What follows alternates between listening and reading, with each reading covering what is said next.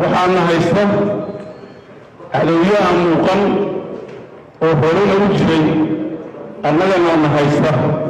oo ah cadow musuqmaasuq oo diiday inay hagaagaan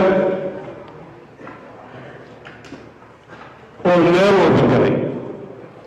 dad badan baa hadda waxay dagaal noogu wadaan inaan nidaamka maaliyadda sidaa hadda wadaan aan wax ka bedelo oo lacagta aan farraqno oo dadaan xaq u lahayn inaan siino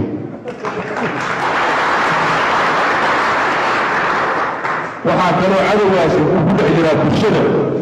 wuxuu kaloo ku dhex jiraa ciidamada labadaba waa aafo runtii haddaynan iska qaban waa cudurkiina dilina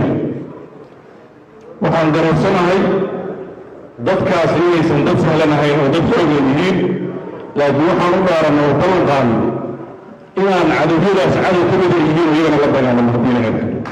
waxaan aad ugu bogaadinayaa dadka intiisa badan oo runtii ugu bogaadiyey shaqooyinka iyo howlaha aan wadno waxaan rajaynayaa haddii ilaahay idinka dhigo inta yar ee mar walba inta wanaagsan ku dhex dhuumanaysa ee muuqaalkii ahaa nin doonta la wada saarayahay mid rabo inuu meel ka dooriyo biyo dhaqamo yar hoos ka doortiyo biyo cabbaan inaan kaa iska wada qabanno inaan ka wada shaqaynaa rabnaa haddii ilaahayno waan dareemi karaa culaysyada ay leedahay waan dareemi karaa culaysyada ay leedahay